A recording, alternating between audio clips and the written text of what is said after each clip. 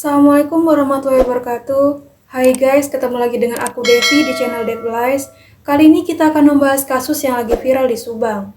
Bukan hanya di Subang, tapi juga mengejutkan seluruh warga Indonesia. Masih ingat dengan kasus pembunuhan ibu dan anak di mobil Alphard Subang?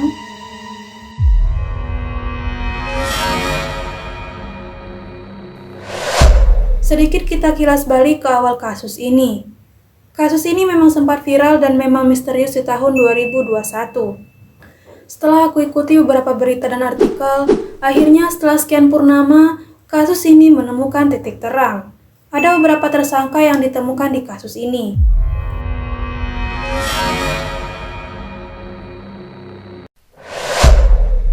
Pembunuhan ibu dan anak di Jawa Barat, tepatnya di Subang, yang ditemukan dalam keadaan mengenaskan karena tergeletak dalam bagasi mobil Alphard.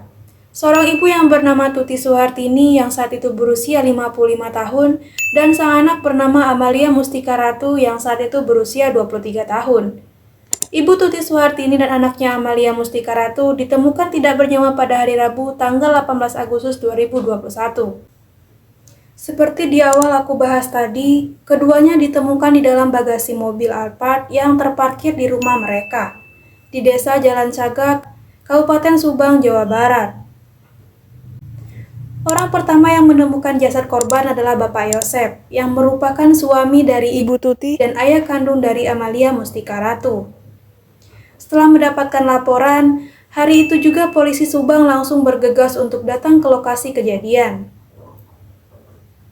Setelah melihat kondisi dari kedua mayat tersebut, polisi langsung menetapkan keduanya merupakan kasus pembunuhan, bukan bunuh diri.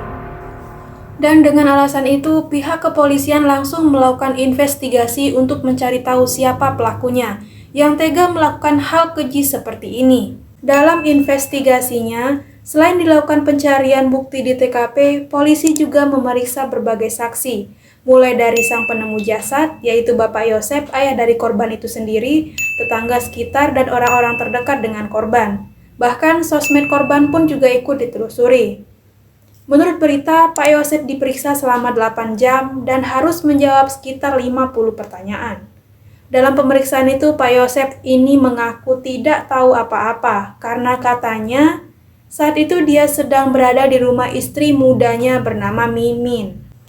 Menurut kesaksiannya, di hari tanggal 18 Agustus itu sekitar jam 6 pagi, ceritanya Pak Yosep pulang dari rumah istri mudanya yaitu Ibu Mimin ke rumah istri pertamanya yaitu Ibu Tuti, yang kebetulan jaraknya tidak terlalu jauh satu sama lain.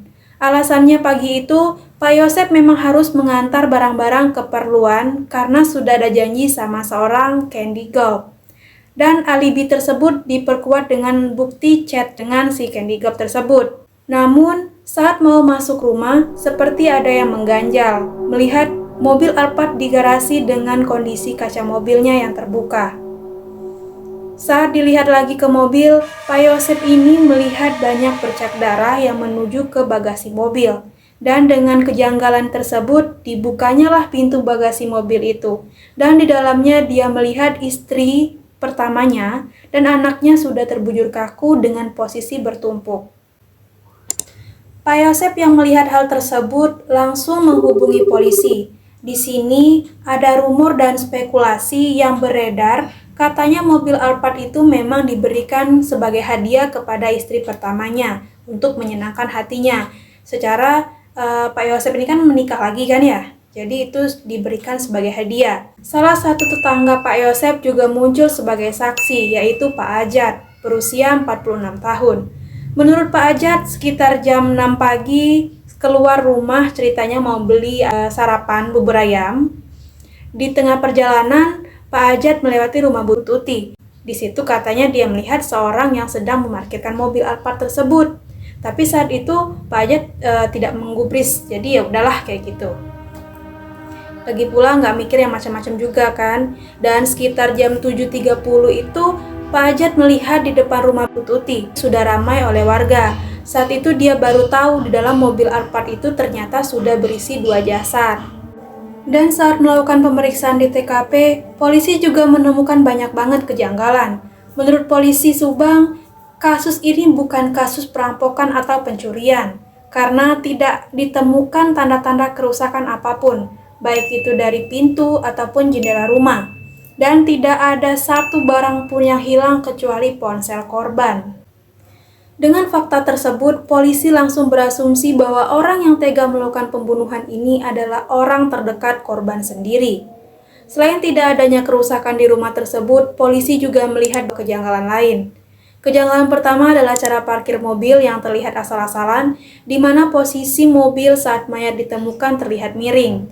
Dalam kata lain, pelaku tidak bisa menyetir atau memang karena panik. Yang selanjutnya ditemukan bercak darah di TKP, yang mana setelah diperiksa bercak darah tersebut tidak cocok dengan kedua korban. Selain itu, di TKP juga ditemukan dua jejak kaki yang berukuran berbeda, di mana itu membuat polisi yakin kalau kejahatan itu ternyata tidak dilakukan oleh satu orang saja.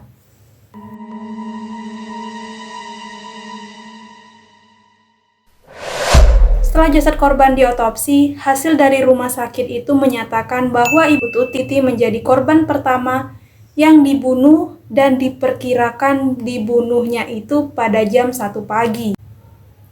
Menurut kepolisian, Ibu Tuti ini diduga kuat dibunuh saat beliau sedang tertidur, karena adanya bekas bercak darah di kamar korban.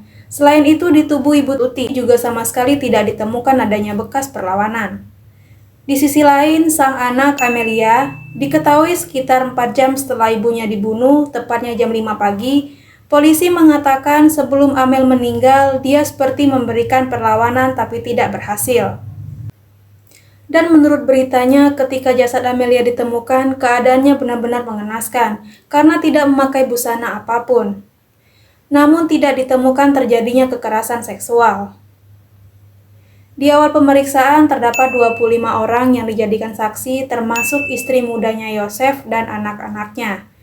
Dari salah satu yang dijadikan saksi tersebut ditemukan bercak darah. Namun polisi tidak langsung memberi kesimpulan bahwa orang itu pelakunya. Polisi masih mendalami kasus tersebut.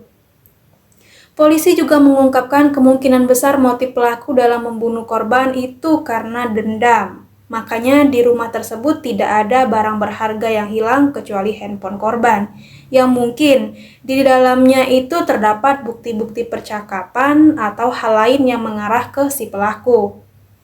Dalam perjalanannya, kasus ini telah diambil alih oleh Polda Jawa Barat sejak tanggal 15 November 2021 lalu. Polda Jawa Barat pun telah membentuk tim khusus untuk melakukan penyelidikan kasus ini.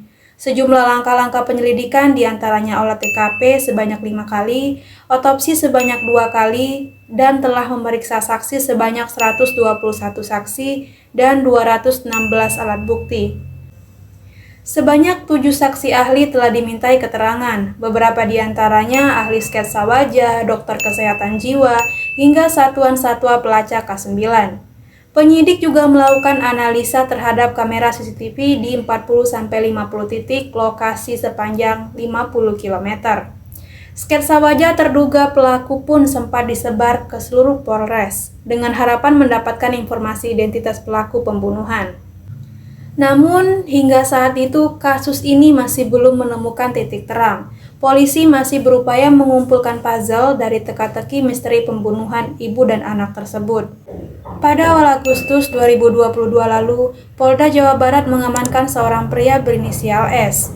S diamankan polisi pada 2 Agustus 2022 dan dibawa ke Polda Jawa Barat untuk menjalani pemeriksaan sebagai saksi. Dikatakan juga, S langsung dipulangkan setelah selesai dimintai keterangan oleh penyidik dari Polda Jawa Barat. Adapun hasil pemeriksaan terhadap S, kata beliau sifatnya masih untuk internal penyidik, belum dapat diinformasikan kepada publik. Ahli forensik Polri Komisaris Besar Sumi Hastri Purwanti yang menangani kasus pembunuhan di Subang ini sempat mengatakan bahwa adanya tahapan yang tidak dikerjakan penyidik. Tahapan tersebut adalah terkait sejumlah fakta dan identifikasi DNA. Di sisi lain, ternyata mengklaim telah menemukan adanya DNA dari terduga pelaku yang hingga saat ini belum ada progres penyidikan.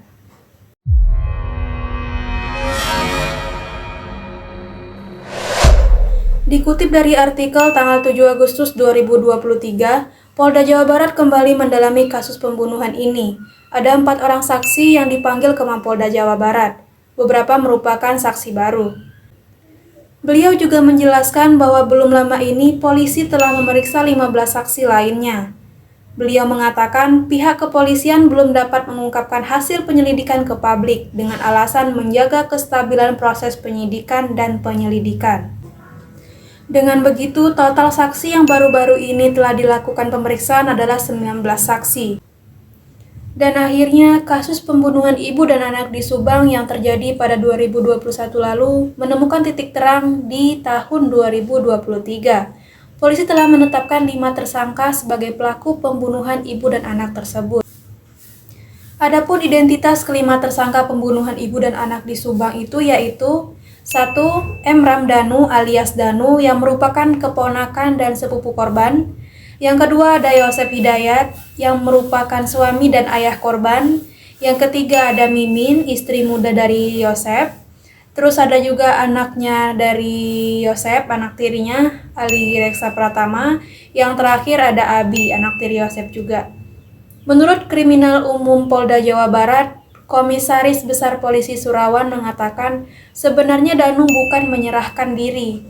Karena sejak September sudah melakukan pemeriksaan dan Danu memberikan keterangan ke pihaknya seminggu sekali, ujar beliau kepada wartawan Rabu 18 Oktober 2023. Adapun peran dari 5 pelaku ini yaitu Yosep berperan mengeksekusi istri dan anaknya tersebut, dibantu dengan istri mudanya serta 2 anak tirinya di tempat kejadian.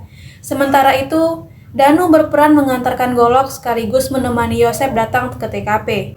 Namun setelah itu, Danu mengaku tidak ikut terlibat bersama Yosep saat mengeksekusi Tuti dan Amel. Danu baru menyadari Yosep telah mengeksekusi Tuti dan Amel setelah mendengar teriakan dari kedua korban tersebut. Begitu masuk ke dalam rumah, di sini Danu melihat salah satu tersangka ikut membenturkan kepala korban ke tembok saat eksekusi dilakukan. Danu juga mendapat perintah untuk membersihkan TKP setelah Yosep dan lainnya mengeksekusi kedua ibu serta anak tersebut. 2 dari 5 tersangka kini sudah ditahan polisi. Penyidik masih mendalami keterlibatan kelimanya untuk mengungkapkan motif kasus pembunuhan tersebut. Keduanya terancam hukuman mati. Sebagaimana menurut pasal 338 KUHP, barang siapa dengan sengaja dan dengan rencana terlebih dahulu merampas nyawa orang lain, diancam dengan pembunuhan berencana, dengan pidana mati atau pidana penjara seumur hidup atau selama waktu tertentu paling lama 20 tahun. Sampai di sini dulu cerita kasus Subang kali ini. Karena saat ini juga polisi masih terus mendalami kasus ini. Mari sama-sama kita tunggu bagaimana endingnya dan berharap semoga pelaku dihukum sesuai dengan perbuatannya. Dan semoga almarhumah diterima amal ibadahnya dan dilapangkan kuburnya. Amin. Bagaimana guys menurut kalian tentang kasus ini? Tulis di komen di bawah ya. Terima kasih. Bye-bye. Assalamualaikum warahmatullahi wabarakatuh.